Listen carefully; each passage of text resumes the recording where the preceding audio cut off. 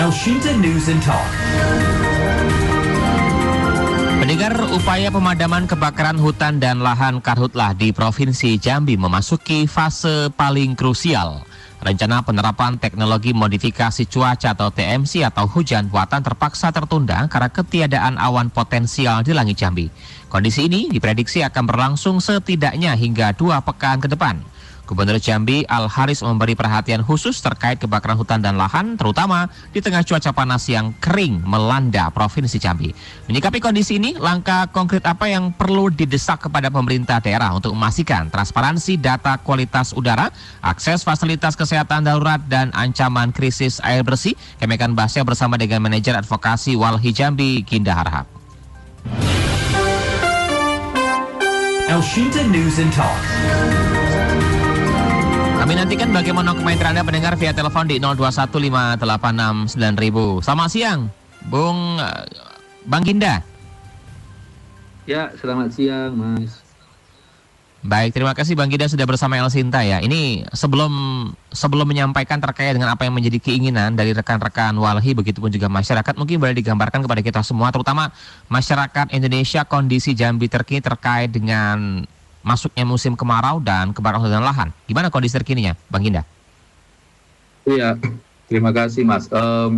Kalau kita melihat kondisi saat ini ya memang beberapa hari terakhir itu Provinsi Jambi, khususnya Kota Jambi begitu ya, dan Muaro Jambi itu sudah mulai nampak gitu ya, asap-asap itu muncul.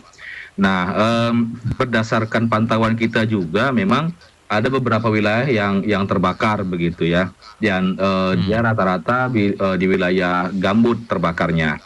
Dan dalam periode dari 1 Juni sampai 8 Agustus 2026 saja begitu ya, kami di Walhi Jambi itu mencatat ada 1965 titik panas begitu, dan sekitar 535 titiknya itu berada di dalam kawasan gambut begitu, yang mana gambut ini sebenarnya adalah wilayah yang cukup sensitif ya terkait dengan kebakaran begitu. Nah, kita ini melihatnya dengan menggunakan satelit, Mas, penginderaan jauh melalui GIS begitu. Nah, kalau untuk kondisinya itu saat ini kalau kami lihat begitu ya, kebanyakan wilayah yang titik panasnya itu banyak itu berada di wilayah HGU, perkebunan sawit, dan juga PBPH begitu. Tercatat ada 34 izin HGU dalam perkebunan sawit yang ada titik panasnya, dan 6 PBPH dalam ini perizinan kawasan hutan begitu ya, yang berjumlah 6 titik panas gitu. Nah, wilayah-wilayah yang terdampak seperti adanya lahan gambut, kemudian titik panas dan sebagainya, apakah juga itu lahan-lahan yang mudah terbakar yang juga terjadi tahun-tahun sebelumnya, Bang Ginda? Iya, kalau kita melihat secara karakteristik, gambut ini memang ya salah satu ekosistem yang sangat sensitif gitu, Mas, ya, terkait dengan cuaca panas. Karena gambut ini kan sebenarnya wilayah rawa, yang mana seharusnya dia adalah wilayah yang basah begitu. Nah, kami melihat ini terjadi proses pengeringan di wilayah gambut ini ya. Bisa jadi melalui aktivitas-aktivitas industri ekstraktif yang ada di sana, melalui kanalisasi-kanalisasi yang sehingga bisa merubah struktur air di wilayah gambut tersebut. Karena gambut ini kalau dia dibuat kanal begitu ya, dikeruk begitu, itu bisa merubah strukturnya secara tidak langsung begitu, Mas. Dan memang wilayah gambut ini adalah wilayah yang rawan kebakaran sebenarnya kalau dia tidak basah. Seperti kejadian 2019 yang paling yang besar di Jambi. Nah, itu terjadi juga saat ini, Mas. Begitu. Artinya berulang. Langkah pencegahan dari pemerintah daerah bagaimana, Bang Ginda? Apakah sudah ada langkah konkret yang dilakukan? Apakah jumlah lahan yang terbakar semakin meluas sejauh ini, itu seperti apa? Ya, sejauh ini kita melihat upayanya ya memang ada dari pemerintah. Cuman ya masih sifatnya itu adalah proses pemadaman begitu ya, pemadaman dan juga upaya-upaya yang saya dapat baca berita di media massa itu akan membuat hujan buatan begitu, tapi masih terkendala dengan beberapa hal gitu. Dan kami pikir itu menjadi penting begitu ya. Yang menjadi penting itu tidak hanya tentang proses pemadaman saja, tapi proses penghentian eksploitasi di lahan gambutnya menjadi penting supaya kebakarannya tidak berulang begitu, Mas. Tapi apakah seluas itu lahan-lahan yang dieksploitasi hingga akhirnya di tahun ini pun juga tahun 2026 kebakaran masih terjadi terutama di lahan gambut? Iya, kalau kita lihat memang lumayan luas ya kalau di lahan gambut. Tercatat di 2019 saja itu ada dua izin konsesi perusahaan yang terbakar itu luasnya 221.000 hektar, Mas. Nah, itu di 2019 itu ya saya pikir cukup luas ya kalau untuk kebakaran begitu. Dan Jambi ini memiliki luas ekosistem gambut itu seluas 990.000 hektar, kurang lebih begitu tuh, dan dia tersebar di 6 kabupaten. Gitu. Langkah-langkah pencegahan apakah sudah dilakukan sejauh ini, terkhusus juga sebelum masuki musim kemarau, atau kan kalau kita bicara terkait dengan El Nino pasti akan sering terjadi di setiap tahunnya ya. Artinya belajar dari peristiwa itu kan minimal di tahun 2026 ada langkah-langkah yang sudah dilakukan, meskipun sekarang kondisinya tidak yang kita inginkan, tapi minimal sudah ada langkah pencegahan yang dilakukan oleh pemerintah daerah. Apakah itu sudah cukup masif, Bang Gida? Kami pikir kalau untuk bicara pencegahan, saya pikir beberapa program mungkin sudah dikerjakan dengan pemerintah ya. Nah, cuman kan yang menjadi penting dari catatan Walhi Jambi adalah bagaimana pencegahannya ini adalah dari hal yang paling krusial, yaitu adalah perizinan industri-industri ekstraktif, yang mana sebenarnya pembukaan lahan skala besar di wilayah gambut itu menjadi faktor yang utama kami lihat. Karena gambut ini kalau dia dirusak dan dikeringkan, tentu dia akan rentan terhadap kebakaran.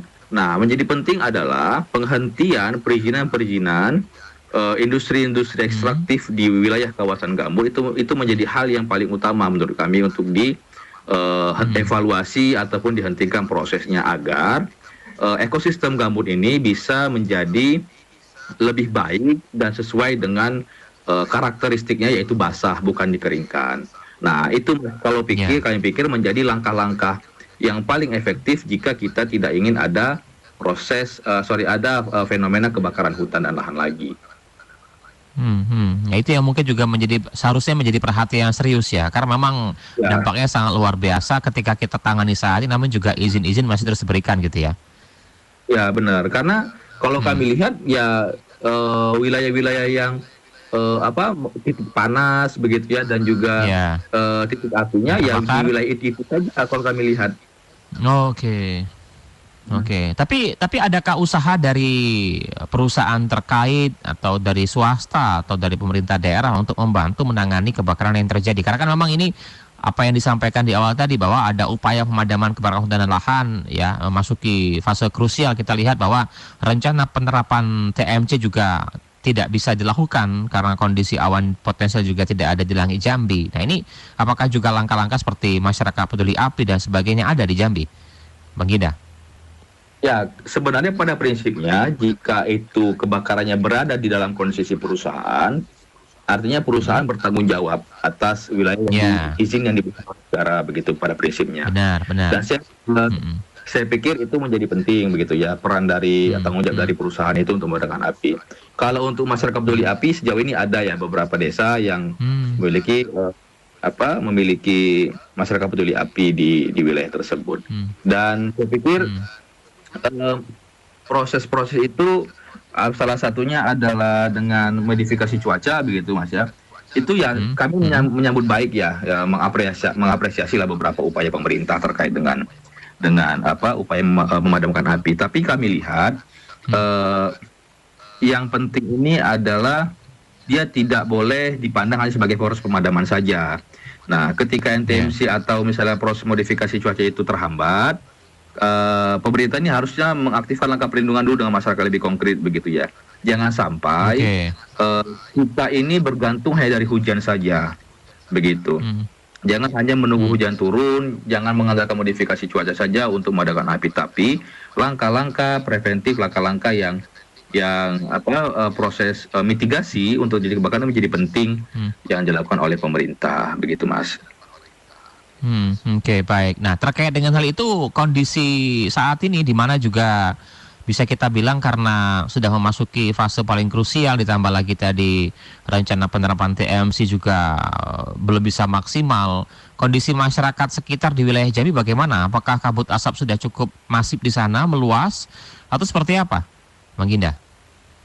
Ya, sejauh ini pantauan kita masih di Kota Jambi itu belum terlalu tebal, tapi sudah kelihatan, sudah sangat terlihat asapnya. Hmm. Dan ini menjadi penting begitu ya bagi pemerintah Provinsi Jambi. Dalam hal ini seharusnya pemerintah ini membuka data kualitas udara secara real time begitu ya kalau kondisi krusial seperti Oke. ini. Itu belum ada ya? Dan Itu belum ada ya? ada di beberapa titik saja begitu Mas, tapi belum ini ya, saya pikir belum seluruh masyarakat di Jambi ini mengetahui kondisi kualitas Tahu. udara seperti apa di Kota Oke. Jambi. Nah, gitu. Jadi kalau kita lihat itu ya memang harus ada membuka data kualitas real time gitu ya, dan juga tidak hanya berbicara tentang statement masih aman dan lain-lain begitu ya, karena warga juga perlu tahu kualitas udara yang mereka hirup itu seperti apa kualitasnya. Bisa seperti datanya PM25, PM2,5, PM2,5, PM10, ISPU gitu, lokasi titik panas, sebaran asap. Nah, itu saya pikir menjadi penting begitu ya, pemerintah membuka data itu supaya juga masyarakatnya menjadi lebih waspada begitu terkait dengan asap yang mereka hirup. Karena belajar dari pengalaman tahun 2019 Mas, itu sekitar 61.000 orang masyarakat Kota Jambi itu kena ISPA gitu. Nah, jangan sampai yang terjadi kembali di 2020. Jadi minimal kalau terkait dengan data transparansi juga harus dibuka ke publik, kemudian juga ada himbauan mungkin kepada masyarakat untuk bisa menggunakan masker saat beraktivitas luar rumah. Ini mungkin bisa menjadi salah satu langkah-langkah juga ya untuk bisa mengedukasi masyarakat ya, Bang Ginda ya. Iya benar. Itu langkah awal ya Mas ya, untuk supaya masyarakat ini lebih paham dan juga lebih mengetahui kualitas udara seperti apa. Ya kalau bisa di sementara. Oke. Halo? Ya, halo ya. Iya, sempat terputus tadi Bang Ginda ya. Sempat terputus ya. Baik, mungkin boleh diulangi kembali sekaligus ini terkait dengan transparansi data kualitas udara. Nah, bagaimana untuk akses fasilitas kesehatan darurat? Apakah juga pemerintah daerah sudah menyiapkan hal ini? Ya, artinya sebagai bentuk pencegahan, toh kalau seandainya pun terjadi hal yang tidak diinginkan, minimal masyarakat sudah tahu harus kemana dan bagaimana, Bang Ginda. Iya, kami di Walhi Jambi belum mengetahui secara pasti ya terkait dengan apakah ada fasilitas kesehatan gitu ya yang sudah disiapkan. Tapi menjadi penting juga, itu hal yang krusial kami pikir. Pemerintah harus memastikan fasilitas kesehatan darurat begitu, jangan sampai menunggu rumah sakit dan puskesmas itu penuh dulu Mas. Dari pasien yang kena ISPA baru bertindak begitu. Nah, sebaiknya memang pemerintah perlu menyiapkan pos kesehatan di wilayah terdampak asap begitu, memastikan ketersediaan obat-obatan yang ada di sana begitu Mas. Sama halnya juga dengan air bersih ya, yang mungkin juga ketika musim kemarau tiba ya bisa diprediksi beberapa wilayah di Jambi mungkin juga kekeringan ya.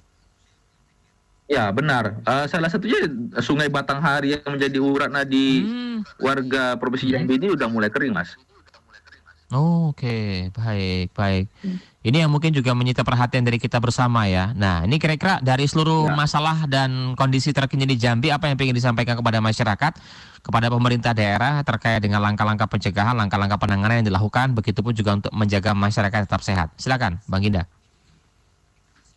Ya, Walhi Jambi ini mendorong pemerintah tidak berhenti pada respon darurat aja Mas ya. Karhutlah ini adalah gejala dari persoalan tata kelola lingkungan yang lebih besar sebenarnya. Dan pemerintah harus membuka informasi terkait dengan lokasi kebakaran, status penguasaan lahannya begitu ya. Nah, siapa yang memiliki konsesi itu harus bertanggung jawab atas kebakaran hutan di wilayah konsesinya, dan mereka harus dilakukan penegakan hukum terkait dengan pelanggaran itu begitu. Kalau setiap tahunnya kita hanya memadamkan api tanpa kita membenahi tata kelola lahannya dan mencegah pembakaran kebakaran yang berulang, maka kita tidak menyelesaikan gejalanya begitu. Kita tidak menyelesaikan masalahnya apa di akarnya. Tapi apa namanya? Pada dasarnya itu fenomena El Nino ini sebenarnya adalah siklus, Mas ya, siklus iklim yang sebenarnya sudah sejak lama berjalan begitu ya. Nah, cuman ini kebakaran hutan ini sebuah bencana ekologis yang itu adalah akumulasi dari buruknya tata kelola dan juga pengelolaan sumber daya alam yang diberikan kepada izin-izin korporasi dan konsesi skala besar begitu, terutama di wilayah Gambut. Nah, perubahan inilah dampak-dampak itulah yang mempercepat akumulasi si El Nino ini, bisa daya rusaknya lebih tinggi daripada yang sebelum-sebelumnya. Begitu, Mas. Ya, jadi tidak sepenuhnya kita menyalahkan kondisi alam saat ini, tapi kita perlu evaluasi apa yang menjadi penyebab hingga akhirnya hal tersebut juga mudah terjadi dan dampaknya cukup kita rasakan bersama ya. Baik, terima kasih benar. Bang Ginda sudah bersama El Sinta. Semoga doa kita bersama untuk wilayah-wilayah yang saat ini juga masih kering dan mudah terbakar untuk kembali padam, dan udara yang kita hirup juga semakin baik, masyarakatnya juga semakin sehat meskipun dalam kondisi cuaca yang tidak menurut saat ini ya. Terima kasih Bang Ginda sudah bersama El Sinta untuk waktunya ya. Ya, makasih. Baik, Mas. salam sehat selalu. Baik, pendengar, demikian tadi narasumber kami Manajer Advokasi Walhi Jambi, Ginda Rahab. Informasi ini juga sekaligus mengakhiri jumpa kita pada siang hari ini. Saya Ari Kristo, sampai jumpa dan tetap bersama kami.